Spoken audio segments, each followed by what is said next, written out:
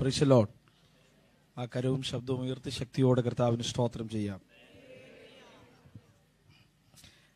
കർത്താവിനാൽ അനുഗ്രഹിക്കപ്പെട്ട ഈ നല്ല രാത്രിക്കായി ഞാൻ ദൈവത്തിന് സ്തോത്രം ചെയ്യുന്നു. പ്രാർത്ഥനാധ്വനി ഇളമ്പള്ളിക്കൽ കൺവെൻഷന്റെ രണ്ടാമത്തെ രാത്രി യേശുക്രിസ്തുവിന്റെ സാക്ഷ്യവും ദൈവവചനവും നിമിത്തം നിങ്ങളുടെ നടുവിൽ നിൽക്കുവാൻ കൃപ തന്ന ദൈവത്തിന് ഞാൻ സ്തോത്രം ചെയ്യുന്നു. ഈ രാത്രി ഈ യോഗം ലീഡ് ചെയ്തുകൊണ്ടിരിക്കുന്ന ബഹുമാനപ്പെട്ട കർത്താവിന്റെ ദാസൻ പാസ്റ്റർ ജോസഫ് N.A. അവർകൾ, പ്രാർത്ഥനാധ്വനിയുടെ ചെയർമാൻ ആയിരിക്കുന്ന ബഹുമാനപ്പെട്ട കർത്താവിന്റെ ദാസൻ പാസ്റ്റർ ബെൻസൻ ഡാനിയൽ അവർകൾ, എനിക്ക് വേദിയിലും സദസ്സിലുമായിരിക്കുന്ന ബഹുമാന്യരായ ദൈവദാസന്മാർ, അനുഗ്രഹീതമായ ഗാന ശുശ്രൂഷകൾ കൊണ്ട് ആരാധിക്കാൻ നമുക്ക് പ്രോത്സാഹനം നൽകുന്ന എറ്റേണൽ വോയിസിലെ ടീം അംഗങ്ങൾ, ഇന്ന് രാത്രി പ്രാർത്ഥനയോടെ ദൈവവചന കേൾവിക്ക് വേണ്ടി കടന്നു വന്നിരിക്കുന്ന ദൈവജനം, ഈ ശബ്ദസീമയ്ക്കകത്ത് ഞങ്ങൾ ശ്രദ്ധിച്ചുകൊണ്ടിരിക്കുന്ന ഇളമ്പള്ളിക്കൽ ദേശനിവാസികൾ എല്ലാവർക്കും യേശുക്രിസ്തുവിന്റെ പരിശുദ്ധ നാമത്തിൽ ഈ രാത്രി എൻ്റെ പ്രത്യേക വന്ദനം അറിയിക്കുകയാണ്. സമയം മുൻപോട്ട് കടന്നുപോയതിൻ്റെ ഒരു ആശങ്ക നിങ്ങളുടെ എല്ലാവരുടെയും മുഖത്തുണ്ട്. ആശങ്കപ്പെടേണ്ട. സമയബന്ധിതമായി ഞാൻ ഈ സന്ദേശം വേഗത്തിൽ അവസാനിപ്പിക്കും. പ്രാർത്ഥനയോടെ തിരുവചന ചിന്തകളിലേക്ക് നമുക്ക് കടക്കാം. ഈ രാത്രിയിലെ വചന വിചിന്തനത്തിനു വേണ്ടി 1 കൊരിന്ത്യർ ലേഖനം 15-ാം അധ്യായം അതിന്റെ 35 മുതൽ 41 വരെയുള്ള തിരുവെഴുത്തുകൾ നമുക്ക് വായിച്ചു കേൾക്കാം. പക്ഷെ ഒരുവൻ മരിച്ചവർ എങ്ങനെ ഉയർക്കുന്നു എന്നും ഏതുവിധം ശരീരത്തോട് വരുന്നുവെന്നും ചോദിക്കും. മൂഢ, നീ വിതയ്ക്കുന്നത് ചത്തില്ല എങ്കിൽ ജീവിക്കുന്നില്ല. നീ വിതയ്ക്കുന്നതോ ഉണ്ടാകുവാനുള്ള ശരീരമല്ല, ഗോതമ്പിന്റെയോ മറ്റു വല്ലതിന്റെയോ വെറും മണി അത്രേ വിതയ്ക്കുന്നത്. ദൈവമോ തന്റെ ഇഷ്ടം പോലെ അതിനെ ഒരു ശരീരവും ഓരോ വിത്തിന് അതതിന്റെ ശരീരവും കൊടുക്കുന്നു. സകല മാംസവും ഒരുപോലെയുള്ള മാംസമല്ല.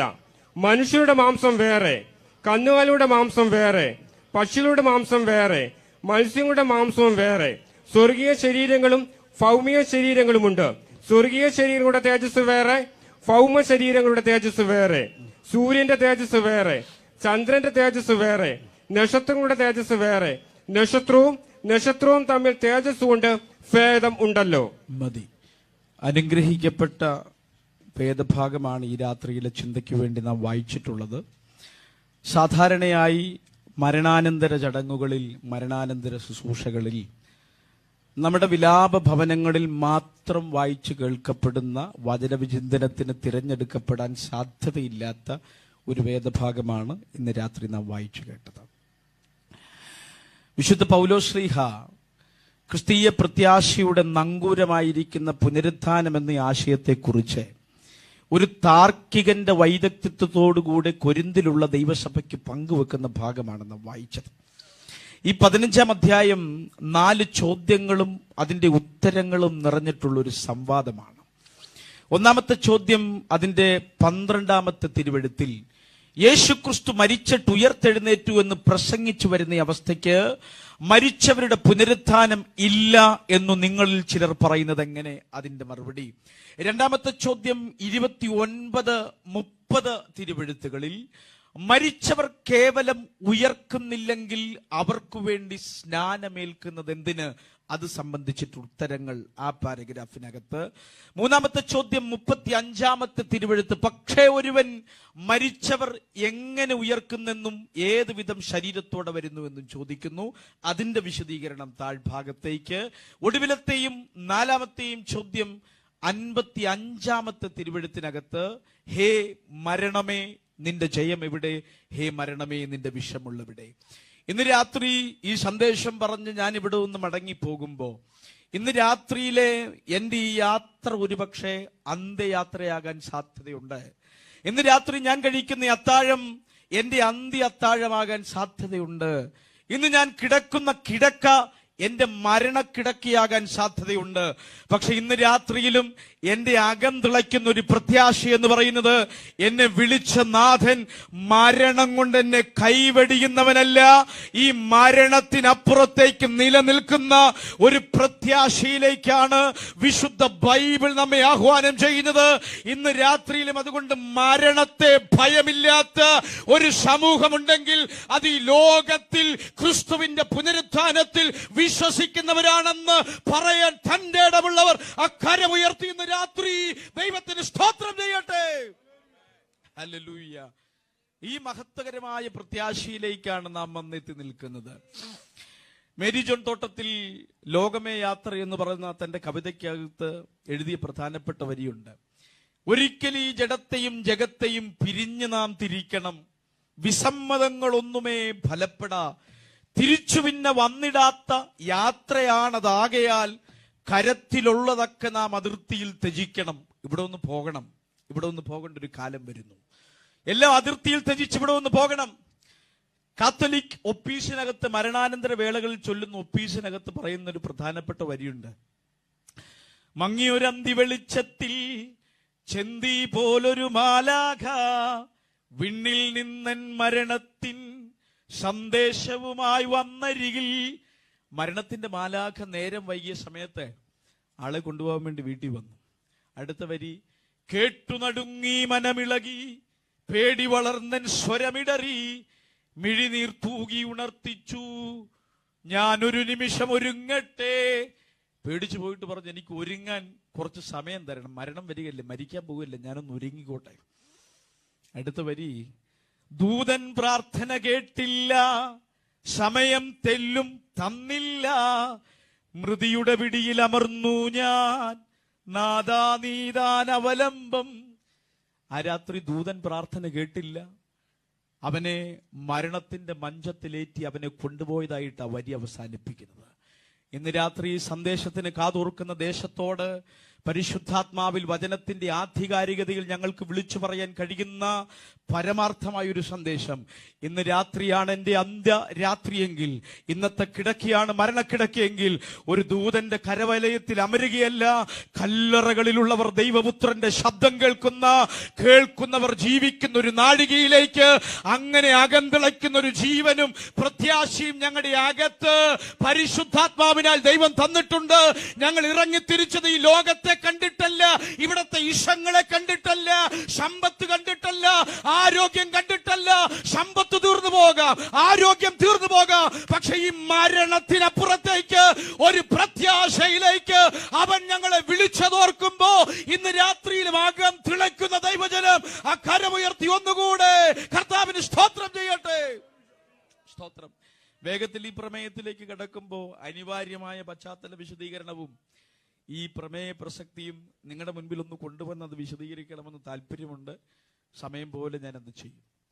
എന്തുകൊണ്ട് കൊരിന്ത്യരിൽ ഈ ആശയം സംശയിക്കപ്പെട്ടു? അത് മനസ്സിലാക്കാൻ കൊരിന്തിനെ കുറിച്ചൊന്ന് പഠിക്കണം. യൂറോപ്പിന്റെ മായ ചന്ത എന്ന കൊരിന്തിനെ കുറിച്ച് പറയുന്നു. BC 46 അന്നത്തെ റോമൻ ഭരണാധികാരി ജൂലിയസ് സീസർ പണി കഴിപ്പിച്ചിട്ട് കൊളോണിയ ലോസ് ജൂലിയ കൊരിന്തസ് എന്ന തന്റെ ഭാര്യയുടെ പേരിൽ അതിനെ നാമകരണം ചെയ്തു. അതൊരു തുറമുഖ പട്ടണമായതുകൊണ്ട് വാണിജ്യ സാധ്യതകൾ, വ്യവസായ സാധ്യതകൾ ഏറി വന്നതുകൊണ്ട് ആ പട്ടണം പിന്നീട് അഖായ പ്രവിശ്യയുടെ തലസ്ഥാനമായി മാറിയിട്ടുണ്ട്. ക്യാപിറ്റൽ സിറ്റിയായി കൊരിന്ത്. അവിടെ തന്നെ ഈ റോമൻ ഭരണകൂടത്തിന് തങ്ങളുടെ അഹങ്കാരം ഏറുന്നത് പോലത്തെ പ്രവർത്തനങ്ങൾ, കാരണം അത്ര പ്രധാനപ്പെട്ട പട്ടണമായി കൊരിന്ത് മാറി. എത്ര പെട്ടെന്നാണ് BC 46 പണി കഴിപ്പിച്ച് ഈ പട്ടണം ഒരു നൂറ്റാണ്ട് കൊണ്ട് ലോകത്തിന്റെ നെറുകയിലെത്തി യൂറോപ്പിന്റെ മായച്ചന്ത എന്ന് പേര് സ്വീകരിച്ചിട്ടുള്ളത്. പക്ഷേ ഒരു സൈഡിൽ ഈ പട്ടണത്തെക്കുറിച്ച്, ഇത്ര വളർച്ചയെക്കുറിച്ച് പറയുമ്പോൾ മറു സൈഡിൽ ഒരു വാക്ക് ഞാൻ പറയുന്നുകൊണ്ട് മുഖം ചുളിക്കരുത്, അണിഞ്ഞൊരുങ്ങിയ ഒരു വേശ്യ എന്ന് കൊരിന്ത് പട്ടണത്തെക്കുറിച്ച് പറയേണ്ടി വരും. എന്താ അങ്ങനെ പറയുന്നത്? ഇത്ര വളർച്ചയുണ്ടെങ്കിലും, വാണിജ്യ വ്യവസായ സാധ്യതകൾ ഈ പട്ടണത്തിനകത്തുണ്ടെങ്കിലും, ധാർമ്മികമായി പതിച്ചൊരു പട്ടണമായി ഈ കൊരിന്ത് പട്ടണം മാറിയിട്ടുണ്ട്. സന്ധ്യ മയങ്ങിക്കഴിഞ്ഞാൽ ഈ അഫ്രോഡൈറ്റ് ദേവതയുടെ ക്ഷേത്രത്തിനകത്തു നിന്ന് ഏകദേശം 1000-ഓളം ദേവദാസിമാർ പൊതുവായി വ്യഭിചരിച്ചു നടന്ന തെരുവുകൾ കൊരിന്തിനകത്തുണ്ടായിരുന്നു. ഒരു കൊരിന്ത്യൻ എന്ന് വിളിക്കപ്പെടുന്നത് വരെ അവഹേളനമായി കരുതപ്പെട്ടിരുന്ന ഒരു കാലമായി കൊരിന്തിന്റെ ധാർമ്മിക അധപ്പതനം അവരെ കൊണ്ടുവന്നു. അങ്ങനെ പൗലോസ്ലീഹ പരിശുദ്ധാത്മാവിന്റെ പ്രേരണ കൊണ്ട് ഈ കൊരിന്ത് എന്ന പട്ടണത്തിലേക്ക് കാലെടുത്ത് വെക്കുക. അത് മനോഹരമായ ഒരു ഭാഗമാണ് കേട്ടോ. അപ്പോസ്തല പ്രവൃത്തികളുടെ പുസ്തകം 18-1-2 വാക്യങ്ങളിൽ അത് രേഖപ്പെടുത്തിയിരിക്കുന്നത്. പൗലോസ് അഥേന വിട്ട് കൊരിന്തിൽ ചെന്നു. ഒന്ന് വായിച്ചു. അനന്തരം അവൻ അഥേന വിട്ടു കൊരിന്തിൽ ചെന്നു. യഹൂദന്മാർ എല്ലാവരും റോമാ നഗരം വിട്ടു പോകണമെന്ന് ക്ലൗദ്യോസ് കൽപ്പിച്ചതുകൊണ്ട് ഇറ്റലിയിൽ നിന്ന് ആ ഇടയ്ക്ക് വന്നവനായി പൊന്തോസ്കാരൻ അക്വിലാസ് എന്ന പേരുള്ള ഒരു യഹൂദനെയും അവന്റെ ഭാര്യ പ്രിസ്കില്ലയെയും കണ്ടു. സ്തോത്രം. മതി. കൊരിന്ത് സഭയുടെ സ്ഥാപനത്തെക്കുറിച്ച് പരിശുദ്ധാത്മാവ് പറയുമ്പോൾ, പൗലോസ് അഥേനയിൽ അരയോപക കുന്നിൽ തന്റെ പ്രൗഢഗംഭീരമായ പ്രസംഗത്തിന് ശേഷം, അതൊരു വൈജ്ഞാനിക നഗരമാണ് അഥേന. വൈജ്ഞാനിക നഗരമായിരിക്കുന്ന അഥേന വിട്ട് വാണിജ്യ നഗരമായ കൊരിന്തിലേക്ക് പൗലോസ് കാലെടുത്ത് വെക്കുമ്പോൾ വചനം ഇവിടെ പറയുന്നു, അവൻ അഥേന വിട്ട് കൊരിന്തിൽ ചെന്നപ്പോ യഹൂദന്മാരെല്ലാവരും റോമാ നഗരം വിട്ടുപോകണമെന്ന ക്ലൗദ്യോസിന്റെ കൽപ്പന വന്ന് അവിചാരിതമായി നിലച്ചു നിൽക്കാതെ അക്കില്ലാസ് പ്രിസ്കില്ല ദമ്പതികൾ റോമാ നഗരം വിട്ട് കൊരിന്തിലേക്ക് വരേണ്ട ഒരു പ്രത്യേക സ്ഥിതി വരികയാണ്. പക്ഷെ ഈ രണ്ടു വചനം കൂട്ടി വായിക്കുമ്പോ പരിശുദ്ധാത്മാവ് നമ്മോട് പറയുന്ന ഒരു ആലോചനയുണ്ട്. ഇപ്പോൾ അക്കില്ലാസ് പ്രിസ്കില്ല ദമ്പതികൾക്ക് സംഭവിച്ച ആ തകർച്ചയും ആ പുറത്താക്കപ്പെടലും കേവലം ക്ലൗദിയോസ് കൈസരുടെ ആജ്ഞയുടെ ഭാഗമല്ല എന്ന് വചനം വായിക്കുന്ന ആർക്കും മനസ്സിലാകും.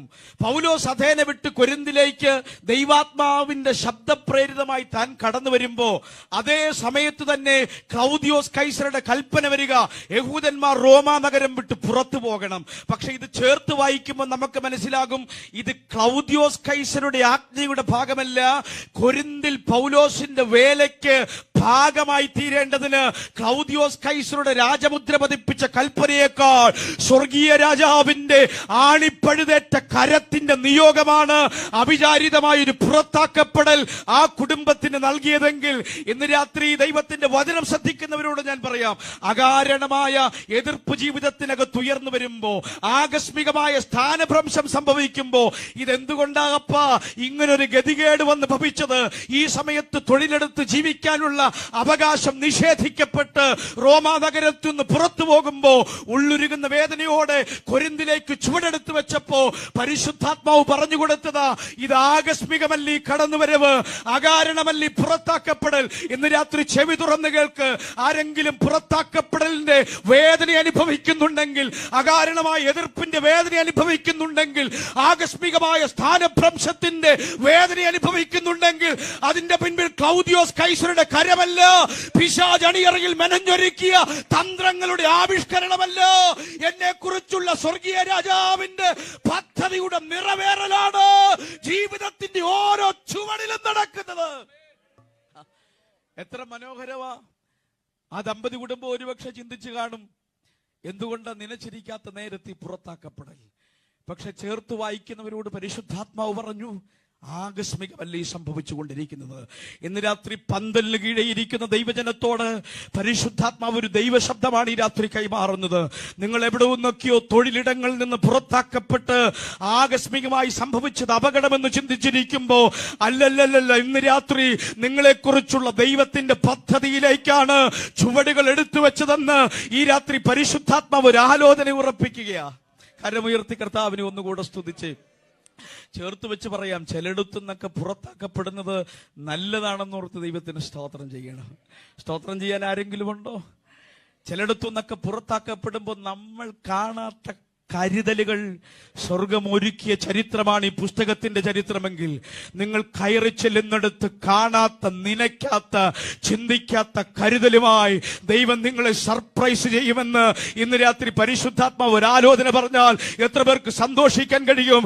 ദാനിയേൽ അവിടെ ചെല്ലുമ്പോൾ ഒരു ഷണ്ണാധിപനെ ഒരുക്കാൻ ദൈവത്തിന് കഴിഞ്ഞെങ്കിൽ, എസ്തേർ അവിടെ ചെല്ലുമ്പോ ഒരു രാജധാനി വിചാരകനെ ഒരുക്കാൻ ദൈവത്തിന് കഴിഞ്ഞെങ്കിൽ, യോസേഫ് അവിടെ ചെന്നപ്പോ ഒരു പൊത്തിഫേറിനെയും ഒരു കാരാഗ്രഹ പ്രമാണിയെയും ഒരുക്കാൻ എന്റെ ദൈവത്തിന് കഴിഞ്ഞെങ്കിൽ, കയ്യകലം വിട്ട് കണ്ണകലം വിട്ട് പിടിച്ചു നിൽപ്പില്ലാതെ ഓടി നടക്കുന്നെങ്കിൽ, നിങ്ങൾ അറിയാത്ത കരുതലുകളിലൂടെ സിംഹാസനത്തിലേക്ക് ചുവടുകൾ വെക്കാൻ പരിശുദ്ധാത്മാവിന്റെ നിയോഗം എന്റെ പിന്നിലുണ്ടെന്ന് ഇന്ന് രാത്രി തിരിച്ചറിഞ്ഞ് ഒരിക്കൽ കൂടെ വിശ്വാസത്തോടെ കരമുയർത്തി ദൈവത്തിന് സ്തോത്രം ചെയ്യാം.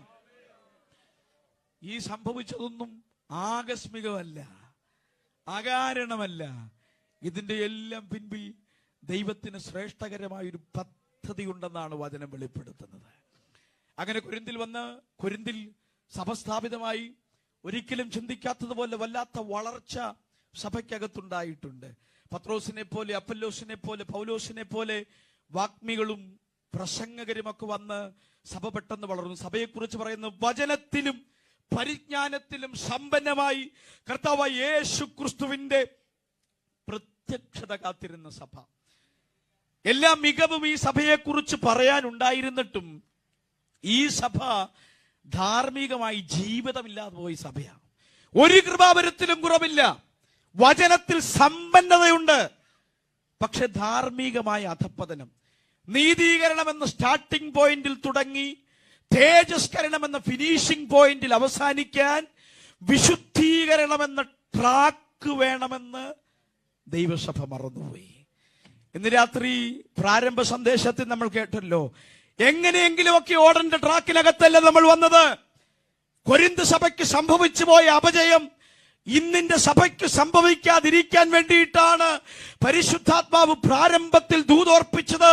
വക്രതയും കോട്ടവുമുള്ള ഈ തലമുറയുടെ നടുവിൽ നിന്ന് നിങ്ങൾ രക്ഷിക്കപ്പെടാൻ ഇന്ന് രാത്രി പരിശുദ്ധാത്മാവിൽ ഒരിക്കൽ കൂടെ നിങ്ങളുടെ ഉള്ളത്തിലേക്ക് ഞാൻ ആ ദൂത് കൊണ്ടുവരിക. സ്തോത്രം. അപ്പൊ ഈ സഭ അങ്ങനെ അപജയം സംഭവിച്ചു പോയി, ഭിന്നതയുണ്ടായി. യഹൂദന്മാർ ന്യായപ്രമാണപക്ഷമുള്ളപ്പോൾ പത്രോസിന്റെ ആളുകൾ, ജാതികളുടെ ഇടയിൽ നിന്ന് വന്ന ആളുകൾ പൗലോസിന്റെ പക്ഷമായി തീർന്നു. പ്രസംഗം ഇഷ്ടപ്പെടുന്ന, ജ്ഞാനം ഇഷ്ടപ്പെടുന്ന ആളുകൾ അപ്പൊല്ലോസിന്റെ പക്ഷമായി തീർന്നു. മറ്റു കുറച്ച് ആളുകൾ പറഞ്ഞു, ഞങ്ങൾ ആരുടെയും പക്ഷത്തില്ല, ഞങ്ങൾ ക്രിസ്തുവിന്റെ പക്ഷക്കാരാണെന്ന് പറഞ്ഞു. ഏതായാലും ഈ സഭ 4 വിധത്തിലുള്ള ആശയങ്ങളും അഭിപ്രായങ്ങളും ഉണ്ടായിട്ട് എന്നെ ചിന്തിപ്പിച്ച ഏറ്റവും വലിയ അതിശയം, ആ സഭ പിളർന്നു പോയില്ല. നിങ്ങൾക്ക് സ്തോത്രം ചെയ്യാമോ? നമ്മുടെ ഒരു സഭയിൽ 2 ഭിന്നാഭിപ്രായം ഉണ്ടായാൽ അടുത്ത ദിവസങ്ങളിൽ അടുത്ത സഭ ആരംഭിക്കുമെന്നുള്ളതൊരു സത്യമായിരിക്കെ, കൊരിന്ത് സഭയിൽ 4 വിധ പക്ഷക്കാരും 4 വിധ അഭിപ്രായവും ഉണ്ടായിട്ട് ആ സഭ പിളർന്നു പോയില്ലെങ്കിൽ ഇന്ന് രാത്രി ചിലരോടൊക്കെ ദൂത് പറയാൻ പരിശുദ്ധാത്മാവിനെ നിയോഗിക്കുക.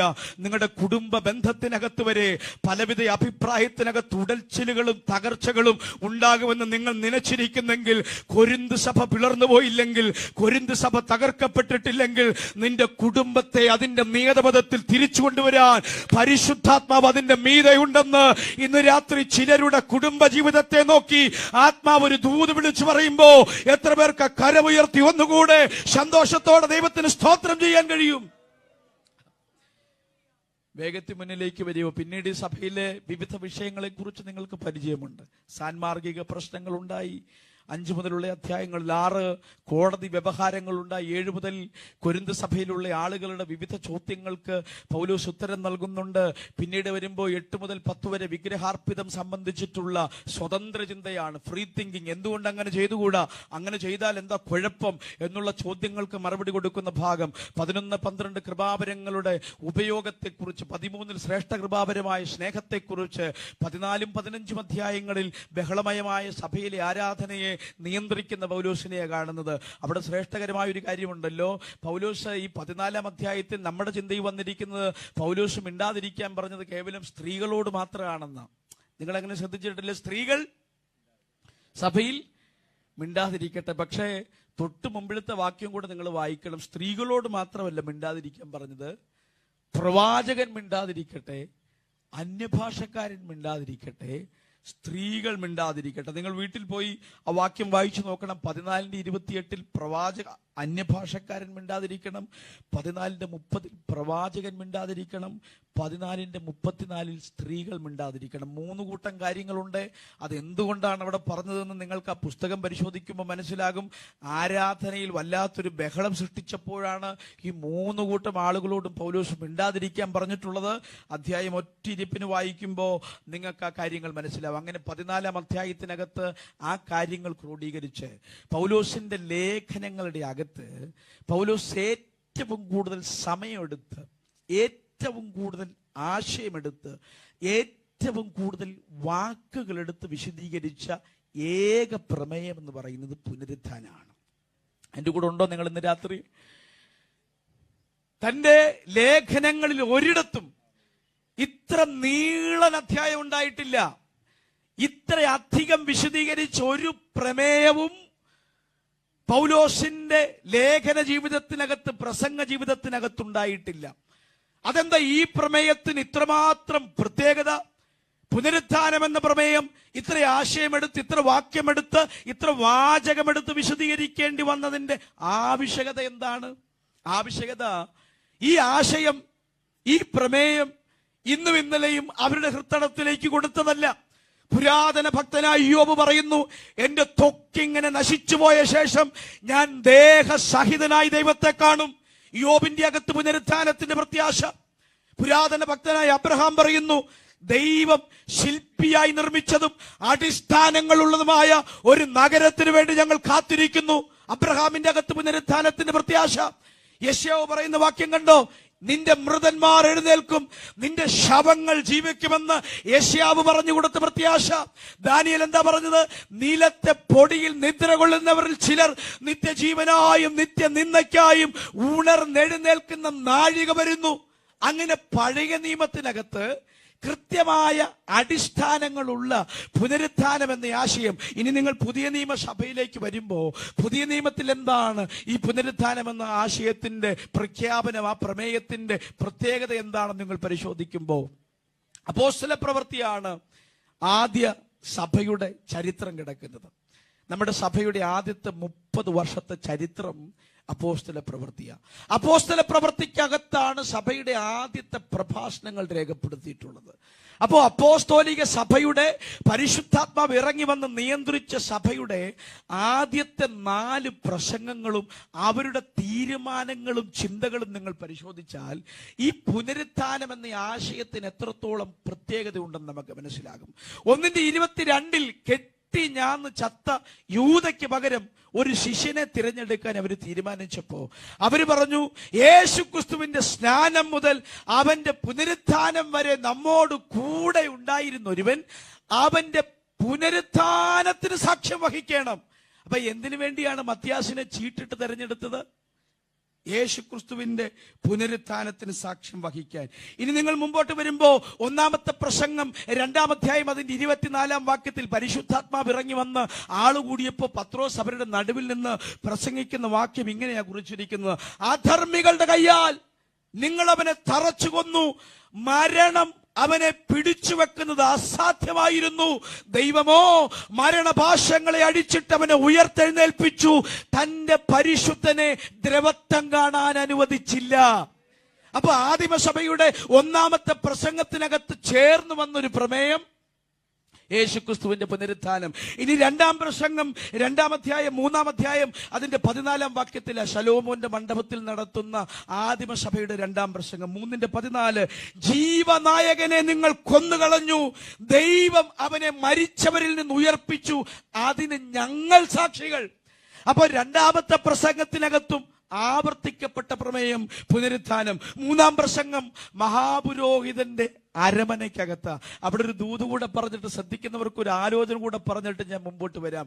കാലഘട്ടങ്ങൾക്ക് മുൻപ്, കാലങ്ങൾക്ക് മുൻപ് ഇതേ മഹാപുരോഹിതന്റെ അരമനയുടെ മുറ്റത്ത് പത്രോസ് നിന്നൊരു കാഴ്ച നിങ്ങൾ കാണുന്നുണ്ടോ?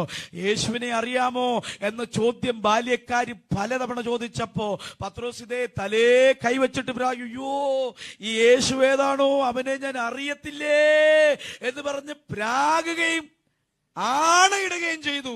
ഏത് അരമന മുറ്റത്ത് വെച്ച് അവൻ യേശുവിനെ തള്ളിപ്പറഞ്ഞു, ആ അരമനയ്ക്കകത്ത് കയറി അവൻ മരണത്തെ ജയിച്ചുയർത്തു എന്ന് പറയാൻ പത്രോസിന് ദൈവം അവസരം കൊടുത്തെങ്കിൽ നിങ്ങളുടെ പരാജയത്തിന്റെ അതേ മേഖല തന്നെ വിജയമാക്കി മാറ്റാൻ കഴിയുന്ന ഒരു പുനരുത്ഥാനത്തിന്റെ ശക്തി നിങ്ങളുടെ മേൽ വ്യാപരിക്കുമെന്ന് വിശ്വസിക്കുന്ന എത്ര പേർ ഈ പന്തലിന് കീഴെയുണ്ട്?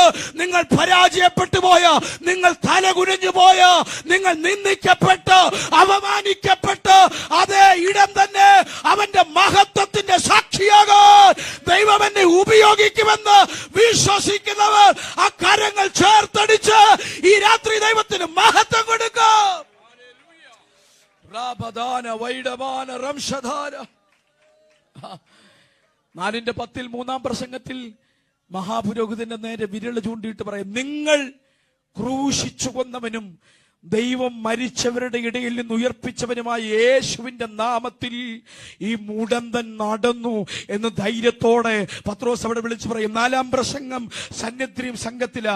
അവിടെ താൻ വിളിച്ചു പറയും, നിങ്ങൾ മരത്തിൽ തൂക്കിക്കൊന്ന യേശുവിനെ നമ്മുടെ പിതാക്കന്മാരുടെ ദൈവം ഉയർപ്പിച്ചു. ഞാൻ പറഞ്ഞു വന്നത് ഈ പ്രമേയത്തിന്റെ പ്രസക്തിയാ. ആദിമസഭയുടെ 4 പ്രസംഗം പരിശോധിക്കുമ്പോൾ നമ്മളിവിടെ കുറിച്ചിട്ടുണ്ട്, ഞങ്ങൾ ക്രൂശിക്കപ്പെട്ട ക്രിസ്തുവിനെ പ്രസംഗിക്കുന്നു. പക്ഷെ ക്രൂശ് കൊണ്ട് പ്രസംഗം അവസാനിച്ചില്ല.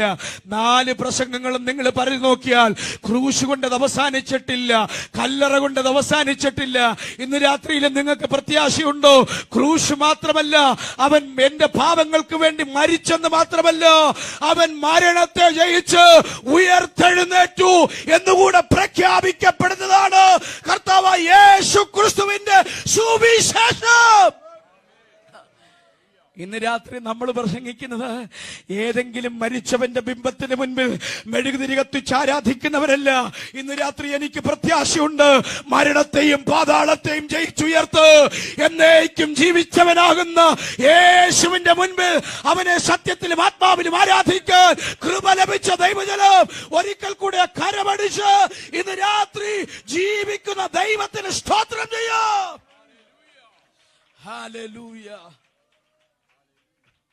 അപ്പൊ സഭയുടെ ആദ്യ 4 പ്രസംഗത്തിന്റെ പ്രമേയം ക്രൂശ് മാത്രമല്ല, അവന്റെ പുനരുത്ഥാനം കൂടിയാണ് ആ പ്രസംഗത്തിന്റെ പ്രമേയത്തിനകത്ത് നമ്മൾ നിഴലിച്ച് കാണുന്നത്. എന്താ ഈ പുനരുത്ഥാനം പ്രസംഗിച്ചെടുത്ത് നടന്നത്? ഈ പുനരുത്ഥാനം പ്രസംഗിച്ചെടുത്തെല്ലാം പുനരുത്ഥാനത്തിന്റെ ശക്തി വ്യാപരിച്ചതായിട്ടാണ് തിരുവെടുത്ത് പറയുന്നത്.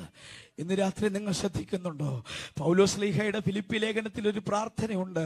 അവന്റെ കഷ്ടാനുഭവങ്ങളുടെ കൂട്ടായ്മയെയും അവന്റെ പുനരുത്ഥാനത്തിന്റെ ശക്തിയെയും അറിയാൻ. ഞാൻ ആലോചിക്കുക, എന്തുകൊണ്ടാ പുനരുത്ഥാനത്തിന്റെ ശക്തി അറിയാൻ പ്രാർത്ഥിച്ചത്? ലാസറിന്റെ കല്ലറയ്ക്കകത്ത് വ്യാപരിച്ച ശക്തിക്ക് വേണ്ടി പ്രാർത്ഥിച്ചാ പോരെ? വെള്ളം വീഞ്ഞാക്കിയെടുത്ത് സംഭവിച്ച ശക്തി അറിഞ്ഞാ പോരെ? 5 അപ്പം 5000 ആക്കിയെടുത്ത ശക്തി അറിഞ്ഞാ പോരെ? പൗലോസ് അതിനു വേണ്ടിയല്ല പ്രാർത്ഥിച്ചത്. എനിക്ക് ലാസറിന്റെ കല്ലറയ്ക്കൽ നടന്ന ശക്തിയെ കുറിച്ച് അറിയണ്ട, 5 അപ്പം 5000 ആക്കിയതിനെ കുറിച്ച് എനിക്കറിയണ്ട, വെള്ളം വീഞ്ഞാക്കിയതിനെ കുറിച്ച് എനിക്കറിയണ്ട. എനിക്കറിയേണ്ടത് പുറത്തു നിന്ന് പുറത്തു വരിക എന്നൊരു ശബ്ദമില്ലാതെ, ആരും പിടിച്ചെഴുന്നേൽപ്പിക്കാതെ, ആരുടെയും കരസ്പർശമില്ലാതെ അടഞ്ഞിരുന്ന കല്ലറയ്ക്കകത്ത് ഇറങ്ങി വന്ന പുനരുത്ഥാനത്തിന്റെ ശക്തി അതറിയാനാണ് ഞാൻ ആഗ്രഹിക്കുന്നത്.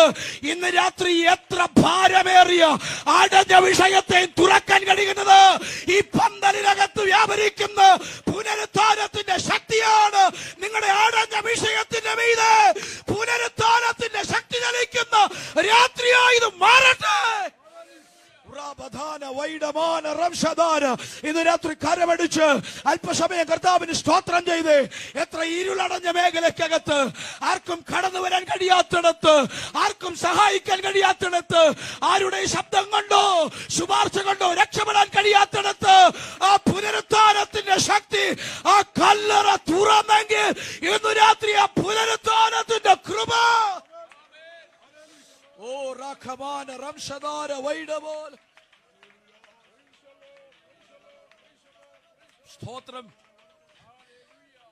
ആദിമസഭയുടെ പ്രധാനപ്പെട്ട ടീച്ചിങ് യേശുക്രിസ്തു ഉയർത്തെഴുന്നേറ്റു എന്നുള്ളതാണ്. ഈ 15-ാം അധ്യായത്തിനകത്ത് പൗലോസ് കൃത്യമായിട്ടൊരു വാക്ക് പറയുന്നുണ്ട്. യേശുക്രിസ്തു ഉയർത്തെഴുന്നേറ്റിട്ടില്ലെങ്കിൽ ഞങ്ങളുടെ പ്രസംഗം വ്യർത്ഥം. അവൻ ഉയർത്തെഴുന്നേറ്റില്ലെങ്കിൽ ഈ രാത്രി നമ്മൾ പ്രസംഗിക്കണ്ട. അവൻ ഉയർത്തെഴുന്നേറ്റില്ലെങ്കിൽ ഞങ്ങളുടെ വിശ്വാസം വ്യർത്ഥം. ഇന്ന് രാത്രി എത്ര പേർക്ക് ഉറപ്പുണ്ട്? ഓ, ഞങ്ങളുടെ ഈ പ്രസംഗം വ്യർത്ഥമല്ല. ഈ 3ാമത് ഇളമ്പള്ളിക്കൽ കൺവെൻഷൻ ഇവിടെ നടക്കുന്നത് ഇത് വ്യർത്ഥമല്ല. എന്തുകൊണ്ടാ ഇത് വ്യർത്ഥമല്ലാതെ വരുന്നത്? ഞങ്ങൾ മരിച്ചവനെ അല്ല പ്രസംഗിക്കുന്നത്, മരണത്തെ ജയിച്ചുയർത്തവനെ പ്രസംഗിക്കുന്നുകൊണ്ട് ഇന്ന് രാത്രിയിലും ഈ ദേശത്ത് ചിലതിന്റെ ഭാരമേറിയ കല്ലുകളെ മാറ്റോ പുനരുത്ഥാനത്തിന്റെ ശക്തി ചലിക്കും. സ്തോത്രം, സ്തോത്രം, സ്തോത്രം. വേഗത്തിൽ ഞാൻ വിശദീകരിച്ചു വരാം. കമ്പിവാദ്യങ്ങൾ വിശദീകരിച്ചു പോകാം.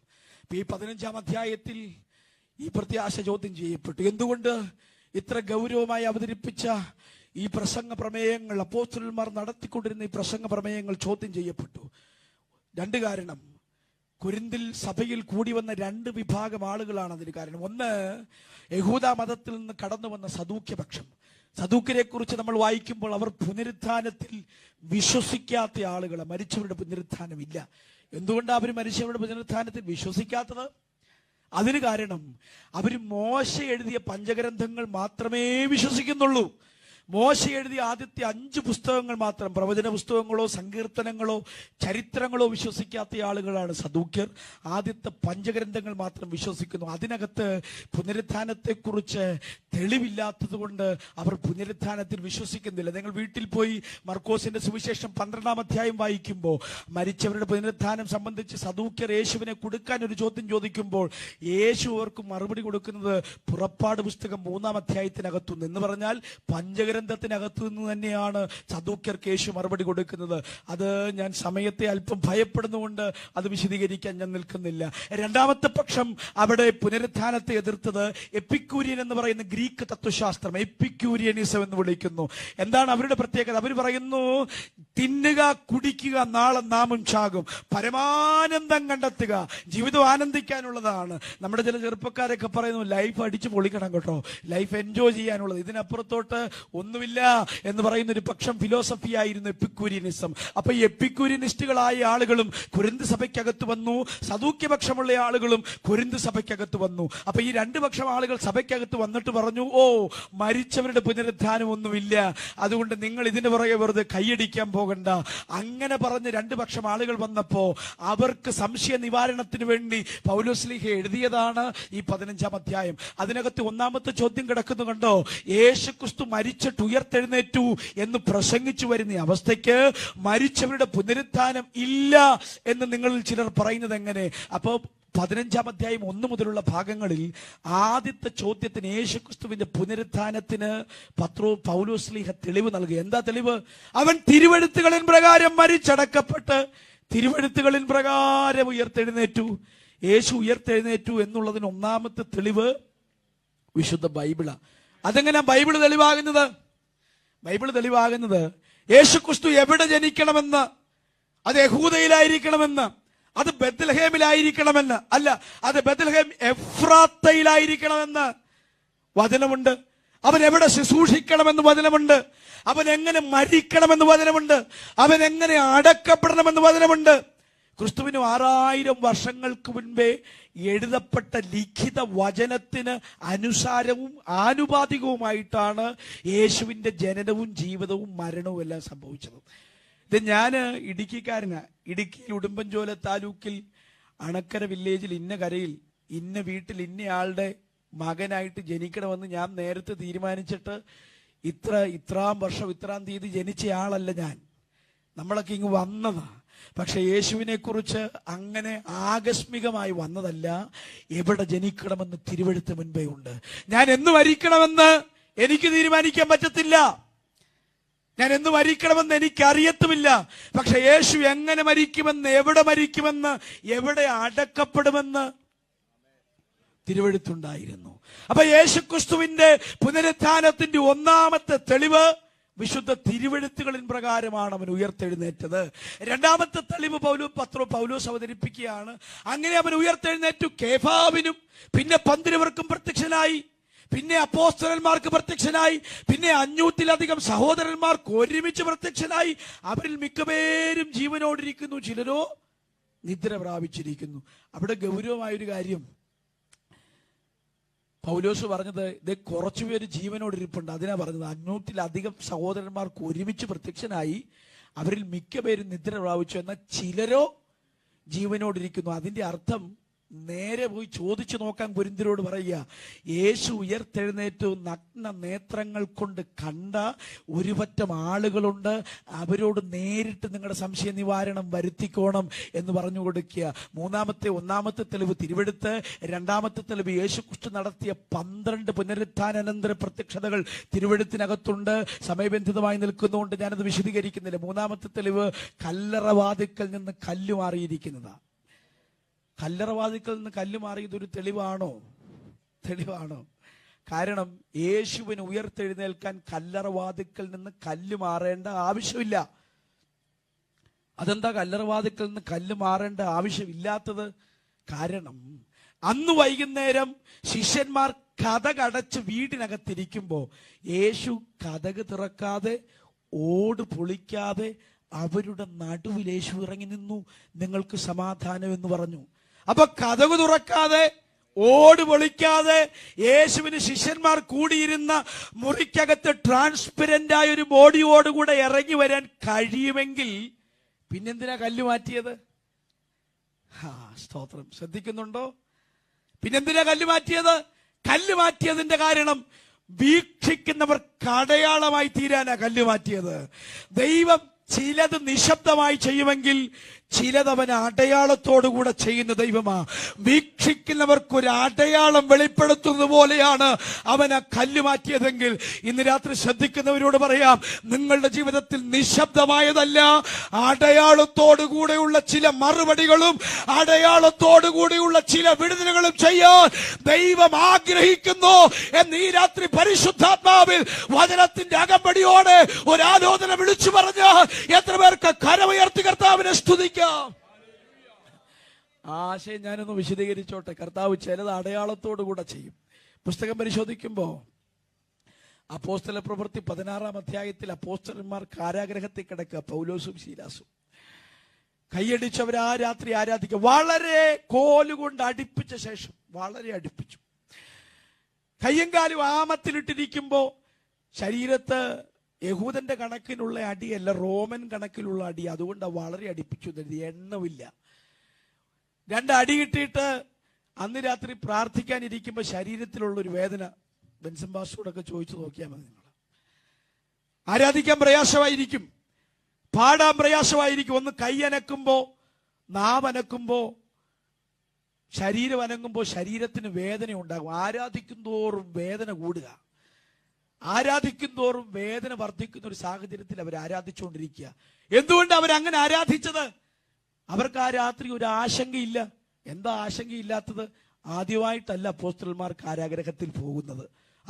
ഇതിനു മുൻപ് എപ്പോഴൊക്കെയാ കാരാഗ്രഹത്തിൽ പോയിട്ടുള്ളത്? 5-ാം അധ്യായത്തിൽ അപ്പോസ്തലന്മാരെ പിടിച്ച് തടവിലാക്കി. അന്നെന്താ സംഭവിച്ചത്? അന്ന് രാത്രി ദൈവത്തിന്റെ ദൂതൻ ഇറങ്ങി വന്നു. കാവൽക്കൂട്ടമറിയാതെ പിറ്റേ ദിവസം അവർ ദേവാലയത്തിൽ നിന്ന് വചനം ശുശ്രൂഷിക്കുക. 5-ാം അധ്യായം പരിശോധിക്കുമ്പോൾ നിങ്ങൾക്ക് കാണാം, സമയമില്ലാത്തതുകൊണ്ട് വായിച്ചു പോകാത്തത്. അവർ പിറ്റേ ദിവസം ദേവാലയത്തിൽ നിന്ന് വചനം ശുശ്രൂഷിക്കും. ദൂതൻ പുറത്തു കൊണ്ടുവന്നു. 12-ാം അധ്യായത്തിൽ പത്രോസിനെ പിടിച്ച് കാരാഗ്രഹത്തിലിട്ടു. പത്രോസിനെ പിടിച്ച് കാരാഗ്രഹത്തിലിട്ടപ്പോഴും രാത്രിയിൽ ദൂതൻ ഇറങ്ങി വന്നു. കാവൽക്കൂട്ടം പറഞ്ഞില്ല. ചങ്ങല കഴിഞ്ഞു, വെളിച്ചം പ്രകാശിച്ചു. 1-ാം കാവലും 2-ാം കാവലും കിടന്ന് പ്രാർത്ഥിച്ചുകൊണ്ടിരുന്ന സഭയുടെ ഡോറിൽ പത്രോസ് എന്ന് മുട്ടി. അപ്പൊ 2 തവണ കാരാഗ്രഹത്തിൽ അകപ്പെട്ടപ്പോ ദൂതൻ ഇറങ്ങിയിട്ടുണ്ട്. ആരും അറിയാതെ പുറത്തു കൊണ്ടുവന്നിട്ടുണ്ട്. അപ്പൊ ഇന്ന് രാത്രിയിലും അവർ ആരാധിക്കാൻ കാരണം പൗലോസിന്റെയും ശീലാസിന്റെ അകത്തൊരു പ്രത്യാശയുണ്ട്. ഇന്ന് രാത്രി ദൂതൻ ഇറങ്ങും. 2 തവണ ദൂതൻ ഇറങ്ങിയെങ്കിൽ ഇന്ന് രാത്രി ദൂതൻ ഇറങ്ങും. അങ്ങനെ അവർ വല്ലാതെ ആരാധിച്ചുകൊണ്ടിരിക്കുമ്പോൾ ഞാൻ മനസ്സിലാക്കുന്നത്, 2 പ്രാവശ്യം ദൂതനെ വിട്ട ദൈവം 3-ാം പ്രാവശ്യം ദൂതനോട് പറഞ്ഞു, 2 പ്രാവശ്യം നീ തന്നെയാ പോയത്, കംപ്ലീറ്റ് വർക്ക് സക്സസ്ഫുൾ ആയിരുന്നു, നീ തന്നെ പോയാ മതി എന്ന് ദൂതനെ നിയോഗിച്ചിട്ട് ദൈവം നിൽക്കുമ്പോഴാ ബാക്കി 2 കാരാഗ്രഹത്തിൽ ഉറക്കമായിരുന്നു. പക്ഷെ ഈ കാരാഗ്രഹത്തിൽ വേദനയുടെ നടുവിൽ ആരാധനയായിരുന്നു. എന്റെ ഭാഷയിൽ ഞാൻ അങ്ങ് പറയാം, ഇറങ്ങാൻ നിന്ന ദൂതനോട് ദൈവം പറഞ്ഞു, ഇന്ന് രാത്രി നീ പോകണ്ട, ആരും അറിയാതെ പുറത്തു കൊണ്ടുവരില്ല, അടയാളത്തോടുകൂടി ഒരു വിടുതൽ ചെയ്യാൻ ഞാൻ ഇറങ്ങി വരിക. ഇന്ന് രാത്രി ശ്രദ്ധിക്കുന്നവരെ, വേദനയുടെ നടുവിൽ ആരാധിക്കുന്നവരാണോ നിങ്ങൾ? നിശബ്ദമായ വിടുതലല്ല, അടയാളത്തോടുകൂടെ ചിലത് ചെയ്യാൻ ദൈവം ഇറങ്ങി വരുന്ന ഫിലിപ്പിയൻ കാരാഗ്രഹത്തിന്റെ അടിത്തറ ഇളക്കി ഒരു അടയാളമുള്ള വിടുതൽ സർവശക്തൻ ചെയ്തെങ്കിൽ വേദനകളുടെ നടുവിൽ ആരാധിക്കുന്നവർക്ക് വേണ്ടി അടയാളത്തോടുകൂടെ ഇന്ന് രാത്രി ആ കരമടിച്ച് അല്പസമയം കർത്താവിന് ആരാധന കൊടുത്ത് അടയാളത്തോടുകൂടിയുള്ള ഒരു വിടുതൽ നിങ്ങളുടെ കുടുംബത്തിനകത്ത്, നീ പ്രാർത്ഥിക്കുന്ന വേദനയ്ക്കകത്ത്, നിന്റെ കണ്ണുനീരിനകത്ത് അടയാളത്തോടുകൂടി ഒരു വിടുതൽ ചെയ്യാ സർവശക്തൻ ഇറങ്ങി വരുമെന്ന് ഇന്ന് രാത്രി വചനം വിശ്വസിച്ച് ദൈവത്തിന് സ്തോത്രം ചെയ്യോ. അപ്പൊ പറഞ്ഞു വരുന്നത്, ഈ കല്ലറവാതിൽക്കൽ നിന്ന് കല്ല് മാറ്റിയത് വീക്ഷിക്കുന്നവർക്ക് ഒരു അടയാളമാകാൻ വേണ്ടിയിട്ടാ. 3 തെളിവ് പറഞ്ഞ് യഹൂദന്റെ ഉദാഹരണത്തിൽ ഒരു തെളിവ് കൂടെ പറയും. ക്രിസ്തു മരിച്ചവരുടെ ഇടയിൽ നിന്ന് ആദ്യ ഫലമായി ഉയർത്തെഴുന്നേറ്റു. ക്രിസ്തു ഉയർത്തെഴുന്നേറ്റത് ആദ്യ ഫലമാണ്. അതെന്താ അതിന്റെ അർത്ഥം? യഹൂദന്റെ ആദ്യഫലക്കറ്റയുടെ പെരുന്നാൾ സംബന്ധിച്ചിട്ടുള്ള ഒരു ഉദാഹരണമാണ് പൗലോസ് എടുത്തത്. ഒരു വയൽ മുഴുവൻ വിളഞ്ഞു കഴിയുമ്പോൾ അവിടെ ചെയ്യുന്ന പ്രധാനപ്പെട്ട കാര്യം, ഒരു വയലിന്റെ അറ്റത്ത് നിന്ന് ഒരു കെട്ട കറ്റയെങ്കിൽ കൊയ്തെടുക്കും. ഈ കൊയ്തെടുക്കുന്ന കറ്റ ദേവാലയത്തിൽ പുരോഹിതന്റെ അടുക്കൽ കൊണ്ടുചെല്ലും. അവനതിനെ നീരാജനം ചെയ്യും എന്നാണ് തിരുവെടുത്ത് പഠിപ്പിക്കുന്നത്. അന്തർമന്ദിരത്തിൽ കൊണ്ടുവച്ച് അതിൽ വെള്ളം തെളിച്ച് അത് പ്രാർത്ഥനയ്ക്കായി അവിടെ വെക്കും. പ്രാർത്ഥന കഴിഞ്ഞ് ചിലപ്പോൾ മണിക്കൂറുകൾ കഴിഞ്ഞ് ചിലപ്പോൾ ദിവസങ്ങൾ കഴിഞ്ഞ് ഈ കറ്റ എടുത്തുകൊണ്ടുവന്ന് പൊതുവിൽ ജനത്തെ അഭിവാദ്യം ചെയ്തുകൊണ്ട് ഈ കറ്റ ഇങ്ങനെ വീശും. ഈ കറ്റ വീശിയതിന് ശേഷം മാത്രമാണ് വയലിൽ അവശേഷിക്കുന്ന മറ്റ് കറ്റകൾ കൊയ്തെടുക്കാൻ അനുവാദം. ഇന്ന് രാത്രി പൗലോസ് യേശുവിന്റെ പുനരുത്ഥാനത്തെ കണ്ടിട്ട് പറഞ്ഞു, അവൻ മരിച്ചവരുടെ ഇടയിൽ നിന്നുള്ള ആദ്യഫലമാ. നമ്മുടെ ആദ്യഫലക്കറ്റ അന്തർമന്ദിരത്തിനകത്ത് വിശ്രമിച്ചു കൊണ്ടിരിക്കുക. ഈ ആദ്യഫലക്കറ്റ വാനമേഘത്തിൽ വെളിപ്പെടുന്ന ഒരു ദിവസമുണ്ടാകും. മരിച്ച വിശുദ്ധന്മാരുടെ ശരീരങ്ങൾ വയലിൽ നിന്ന് കറ്റ കൊയ്തെടുക്കുന്നത് പോലെ കൊയ്തെടുക്കപ്പെടുന്ന ഒരു പുനരുത്ഥാനത്തിന്റെ പുലരി ഉണ്ടാകാൻ പോകുന്നു. അത് കണ്ടിട്ടാ പൗലോസ് വിളിച്ചു പറഞ്ഞത്, ഓ ക്രിസ്തു മരിച്ചവരുടെ ഇടയിൽ നിന്ന് ആദ്യ ഫലമാ ഉയർത്തെഴുന്നേറ്റു, പിന്നെ അവസാനം അവനുള്ളവർ അവന്റെ വരവിങ്കൽ കൊയ്തെടുക്കപ്പെടും. നാം ക്രിസ്തുവിന്റെ വരവിങ്കൽ കൊയ്തെടുക്കപ്പെടുക. രണ്ടാമത്തെ ചോദ്യം ഓടി വരിക. രണ്ടാമത്തെ ചോദ്യം ഇതേ 29-30 വാക്യത്തിൽ, മരിച്ചവർ കേവലം ഉയർക്കുന്നില്ലെങ്കിൽ അവർക്ക് വേണ്ടി സ്നാനമേൽക്കുന്നത് എന്തിന്? അത് കേൾക്കുമ്പോൾ നിങ്ങളുടെ മനസ്സിൽ ആ വാക്യം വായിച്ചിട്ട് പോലും കാണുകയല്ല. മരിച്ചവർക്ക് വേണ്ടി സ്നാനം ഏൽക്കുകയോ? ആ കൊരിന്തിൽ ഈ സ്നാനം എന്ന് പറയുന്നത് മിസ്റ്ററി റിലീജിയന്റെ ഭാഗമായിട്ട് നിന്നതാണ്. നിങ്ങൾ റോമൻ ചരിത്രമൊക്കെ പഠിക്കുമ്പോൾ നമ്മുടെ ഇടയിലുമുണ്ടല്ലോ ഹൈന്ദവ ആചാരങ്ങളിൽ എന്തെങ്കിലും കർമ്മങ്ങൾക്ക് മുൻപ് സ്നാനം ചെയ്യുന്ന പ്രക്രിയയുണ്ട്. വെള്ളം തളിച്ച് മരണാനന്തര ചടങ്ങുകൾ ചെയ്യുന്നതിന് മുൻപ്, മറ്റു തര കർമ്മങ്ങൾ ചെയ്യുന്നതിന് മുമ്പ് സ്നാനം ചെയ്യുന്ന, കുളിക്കുന്ന ഒരു പതിവുണ്ട്. അതിനെയാണ് ഇവിടെ മരിച്ചവർ കേവലം ഉയർക്കുന്നില്ലെങ്കിൽ അവർക്ക് വേണ്ടി സ്നാനമേൽക്കുന്നത് എന്തിന് എന്ന് പറഞ്ഞിരിക്കുന്നത്. അപ്പൊ കൊരിന്തിൽ ഇങ്ങനെ മരിച്ചവർക്ക് വേണ്ടി ശുദ്ധീകരണമേൽക്കുന്ന നിരവധി ആളുകളുണ്ട്. അപ്പൊ രണ്ടാമത്തെ ചോദ്യം കൊരിന്ത്യരുടെ ചോദ്യമല്ല. രണ്ടാമത്തെ ചോദ്യം പൗലോസ് തിരിച്ചു ചോദിക്കുകയാണ്, മരിച്ചവർ കേവലം ഉയർക്കുന്നില്ലെങ്കിൽ നിങ്ങൾ അവർക്ക് വേണ്ടി സ്നാനമേൽക്കുന്നത് എന്തിന്?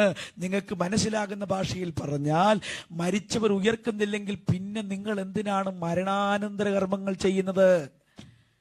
മരിച്ചവരുടെ ഉയർപ്പിൽ വിശ്വസിക്കുന്നില്ലെങ്കിൽ നിങ്ങൾ പിന്നെ എന്തിനു മരണാനന്തര കർമ്മം ചെയ്യണം? അതിന്റെ ആവശ്യമില്ലല്ലോ. അപ്പൊ മരണാനന്തര കർമ്മം ചെയ്യുന്നെങ്കിൽ അങ്ങനെ ചെയ്യുന്ന എല്ലാ മനുഷ്യന്റെ അകത്ത് ഒരു വിശ്വാസമുണ്ട്, മരണത്തിന് ശേഷം എന്തോ ഉണ്ട്. ഞങ്ങൾ ഇന്ന് രാത്രി ഒരാശങ്കയില്ല, ഇവിടെ കൂടിയിരിക്കുന്ന ഞങ്ങൾ വിശ്വാസത്തോടെ പറയും, മരിച്ച വിശുദ്ധന്മാർ ഉയർക്കും. സ്തോത്രം. മുന്നിലേക്ക് വരാം, നമ്മുടെ കുറിവാക്യം വേഗം ഞാൻ വിശദീകരിക്കും. അപ്പൊ ഇത്രയും കാര്യം പറഞ്ഞു. അവർ സമ്മതിച്ചു, ശരി, യേശു ഉയർത്തെഴുന്നേറ്റു എന്നുള്ളൂ ഞങ്ങൾ അംഗീകരിക്കാം. യേശു ഉയർത്തെഴുന്നേറ്റത് കൊണ്ട് ക്രിസ്തുവിൽ മരിച്ചവർ ഉയർത്തെഴുന്നേൽക്കും എന്നുള്ളതും ഞങ്ങൾ അംഗീകരിക്കാം. പക്ഷെ ഒരു ചോദ്യം കൂടെ ഞങ്ങൾക്കുണ്ട്. എന്താ നിങ്ങളുടെ ചോദ്യം? പക്ഷെ ഒരുവൻ മരിച്ചവർ എങ്ങനെ ഉയർക്കുന്നെന്നും ഏതു വിധം ശരീരത്തോടെ വരുന്നുവെന്നും ചോദിക്കുന്നു. അവർ ചോദിച്ചു, ഉയർപ്പൊക്കെ സമ്മതിക്കുക, യേശു ഉയർത്തു, നമ്മൾ ഉയർക്കും, പക്ഷെ ഏത് ശരീരത്തോടെ വരും? ആ ചോദ്യത്തിന്റെ പ്രസക്തി നിങ്ങൾക്കറിയത്തില്ലെങ്കിലും ഞങ്ങള് ഹൈറേഞ്ചുകാർക്കറിയാം. ഇപ്പം ഞാൻ ഹൈറേഞ്ചിൽ IPC സഭയുടെ ഒരു ശുശ്രൂഷകനാണ്. അപ്പം ഞങ്ങളുടെ ഹൈറേഞ്ച് മേഖലയിൽ സാമ്പത്തിക പരിമിതിയൊക്കെ ഉള്ളത് കൊണ്ട് മിക്കവാറും ഞങ്ങളുടെ സെമിത്തേരികൾ സെല്ലിൻ്റെ എണ്ണം കുറവായിരിക്കും. അപ്പം സെല്ലിൻ്റെ എണ്ണം കുറവാകുമ്പോൾ ഓരോ സെല്ലും കൃത്യമായിട്ട് ക്ലീൻ ചെയ്ത് ഞങ്ങളിതിങ്ങനെ അടക്കിക്കൊണ്ടിരിക്കുക. അപ്പം ഞങ്ങൾ കുഞ്ഞനാമാമയെ അടക്കിയതിനകത്ത് തന്നെയാണ് തങ്കച്ചായനെ അടക്കി. അതിന് ആ പേരൊക്കെ ഉള്ളവർ ക്ഷമിച്ചേക്കണം കേട്ടോ.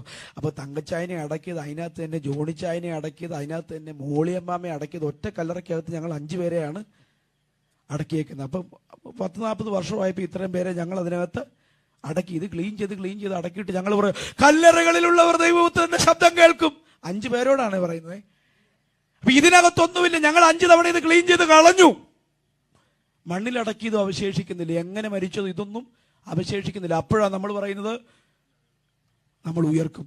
അപ്പം കൊരിന്തിൽ യുക്തിബോധമുള്ളവൻ ചോദിച്ചു, മണ്ട, ഇതിനകത്തൊന്നുമില്ലല്ലോ. ഈ കല്ലറ നിങ്ങൾ ക്ലീൻ ചെയ്ത് കളഞ്ഞില്ലേ? ഈ കുഴി നിങ്ങൾ ക്ലീൻ ചെയ്ത് കളഞ്ഞില്ലേ? ഇത് മണ്ണിനോട് ലയിച്ചില്ലേ? പിന്നെ നിങ്ങൾ എന്തായി പറയുന്നത്?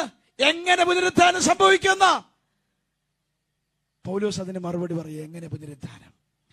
4 ശാസ്ത്രത്തിന്റെ 3 ശാസ്ത്രത്തിന്റെ അകമ്പടിയോടുകൂടെ പറയും. വേഗത്തിൽ ഞാൻ വാക്കുകൾ അവസാനിപ്പിക്കും. ഒന്നാമത്തെ സസ്യശാസ്ത്രത്തിൽ നിന്ന് കോതമ്പ് മണി പൊട്ടി വരുന്നതിനെ കുറിച്ച് പറയുക. രണ്ടാമത് ജന്തുശാസ്ത്രത്തിൽ നിന്ന് പല വിധത്തിലുള്ള ശരീരങ്ങളെ കുറിച്ച് പറയുക. മൂന്ന് വാനശാസ്ത്രത്തിൽ നിന്ന് സൂര്യനെ കുറിച്ച്, ചന്ദ്രനെ കുറിച്ച്, നക്ഷത്രത്തെ കുറിച്ച് വിശദീകരിച്ച് പുനരുദ്ധാനം പറയുക. എന്താ സസ്യശാസ്ത്രത്തിനകത്തു എന്ന് പറയുന്നത്? ഇത് ഈ കോതമ്പ് മണി നിങ്ങൾ കണ്ടോ? ഈ കോതമ്പ് മണി വിതച്ചാൽ ഇത് വിതയ്ക്കുന്നതല്ല വരാൻ പോകുന്നത്. നിങ്ങൾ ഈ സോഷ്യൽ മീഡിയയിലൊക്കെ ഗ്ലാസ് പിക്ചേഴ്സ് നിങ്ങൾ ശ്രദ്ധിച്ചിട്ടുണ്ടെങ്കിൽ ഈ പയറുമണിയൊക്കെ പൊട്ടി വരുന്നത് നിങ്ങൾക്ക് കാണാം. ഗ്ലാസിനകത്ത് പയറുമണിയിട്ട് ഈ വിതച്ചത് തകർന്നു പോയിട്ട് അതിനകത്തുനിന്ന് ഒരു പച്ച നാമ്പിങ്ങനെ പതുക്കെ കിളിർത്ത് കയറും. അത് കണ്ടിട്ട് പൗലോസ് പറയാ, നീ മണ്ണിനടിയിലേക്കിട്ട് തകർന്നു പോയെങ്കിലും അതിനകത്തുനിന്ന് അപ്രതീക്ഷിതമായ ഒരു മുള പൊട്ടി വന്നില്ലേ, ഒരു പുതിയ നാമ്പ് പൊട്ടി വന്നില്ലേ? പുനരുത്ഥാനത്തിൽ അത് സംഭവിക്കാൻ പോകുക. ഈ ദ്രവത്വമുള്ള ശരീരം അത് മണ്ണിലലിഞ്ഞു ചേരും, പകരം അദ്രവത്വമുള്ള ഒരു ശരീരം ഉയർത്തെഴുന്നേൽക്കും. ഈ മർത്യമായ ശരീരം ഇത് മണ്ണിലലിഞ്ഞു ചേരും, പകരം അമർത്യമായ ഒരു ശരീരം ഉയർത്തെഴുന്നേൽക്കാൻ പോകുന്നു.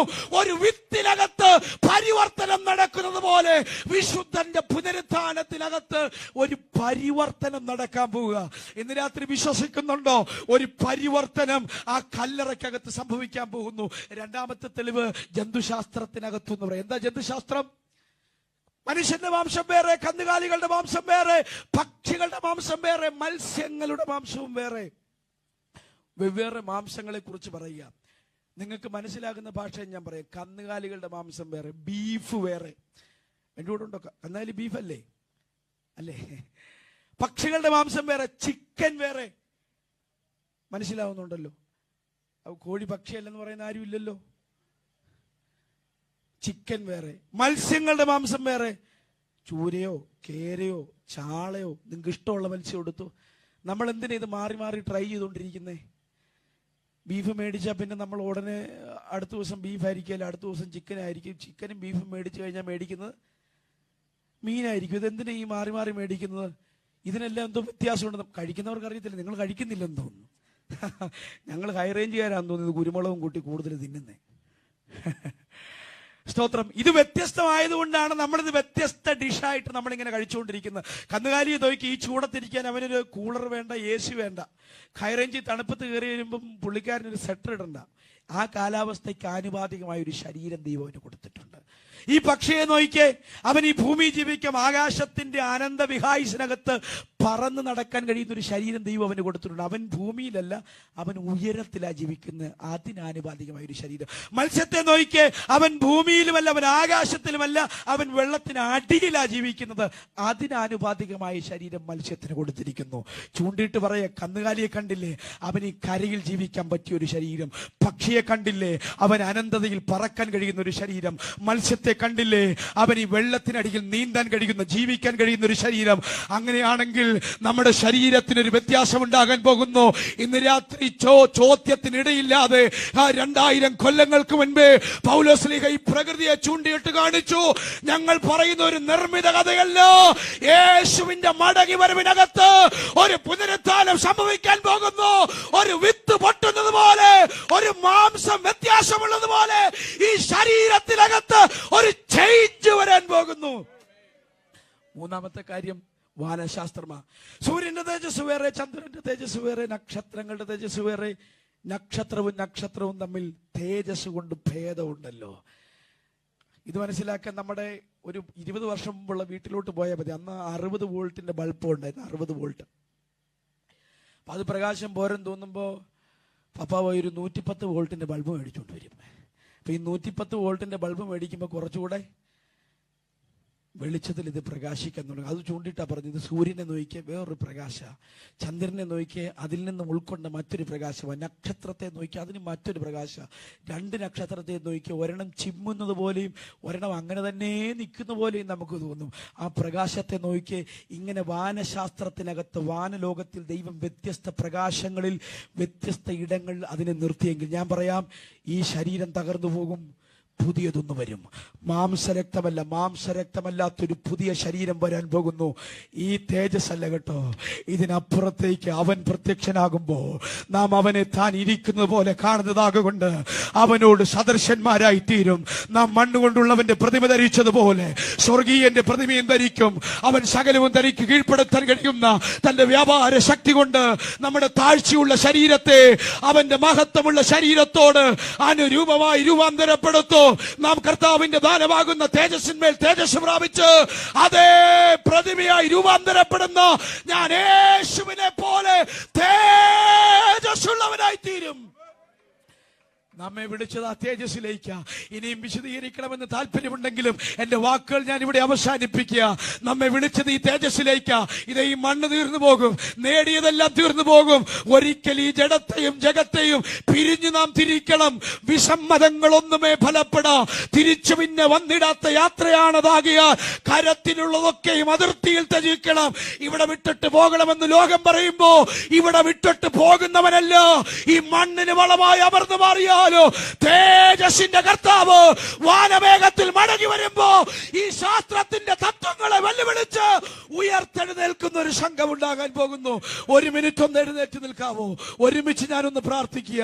ഇന്ന് രാത്രി നിങ്ങളുടെ അകത്ത് ആ പ്രത്യാശ നിറയട്ടെ. യേശു മറുരൂപമനയിൽ നിൽക്കുന്നു കണ്ടിട്ട് മത്തായി പറഞ്ഞു, അവന്റെ വസ്ത്രം ഉലകത്തിൽ ഒരു അലക്കുകാരനും അലക്കി വെളുപ്പിക്കാൻ കഴിയാത്തതുപോലെ ശോഭിച്ചു. അവന്റെ മുഖം വെളിച്ചം പോലെ വെള്ളയായി തീർന്നെന്ന് ലൂക്കോസ് വിളിച്ചു പറഞ്ഞു. അവൻ സൂര്യനെ പോലെ ശോഭയുള്ളവനായെന്ന് മർക്കോസ് വിളിച്ചു പറഞ്ഞു. ആ ശോഭ നമ്മുടെ മേൽ വരാൻ പോകുക. പ്രിയമുള്ളവരെ, ഈ ലോകത്തിലുള്ളതൊക്കെ പാഴും ചപ്പും ചവറുമാണ്. ഞാൻ ഈ പുസ്തകം എടുത്തിറങ്ങിയത്, യേശു എന്നെ വിളിച്ചത് ഈ ലോകത്തിന്റെ നന്മകളുടെ പിന്നാലെയല്ല, തേജസ്സിന്റെ പുനരുത്ഥാനത്തിന് പിന്നാലെയാണ്. നാളെ നമുക്കുള്ളതല്ല. ദേശത്തുള്ള പ്രിയപ്പെട്ടവരോടൊരു ചോദ്യം ഞങ്ങൾ വിളിച്ച് ചോദിക്കാം. ഇന്ന് നീ മരിച്ചാൽ നിന്റെ നിത്യത എവിടെയാണ്? ഇന്ന് രാത്രി ഇതിനകത്തിരിക്കുന്നവർ ഉറപ്പാക്കട്ടെ, കർത്താവ് താൻ ഗംഭീരനാഥത്തോടും പ്രധാന ദൂതന്റെ ശബ്ദത്തോടും ദൈവത്തിന്റെ കാഹളത്തോടും കൂടെ സ്വർഗത്തിൽ നിന്നും മടങ്ങി വരുമ്പോ ക്രിസ്തുവിൽ വിശ്വസിക്കുന്നവർ ഉയർത്തെഴുന്നേൽക്കുന്ന ആ നാഴികയ്ക്ക് വേണ്ടി നമുക്കൊരുങ്ങാം. നമ്മുടെ വിശ്വാസം വർദ്ധിക്കട്ടെ. ഈ വചനങ്ങളാൽ ദൈവം നിങ്ങളെ അനുഗ്രഹിക്കട്ടെ. പ്രിയപ്പെട്ടവർക്ക് പ്രത്യേകം നന്ദി പറഞ്ഞുകൊണ്ട് എന്റെ വാക്കുകൾ പരിമിതപ്പെടുത്തുന്നു. God bless you.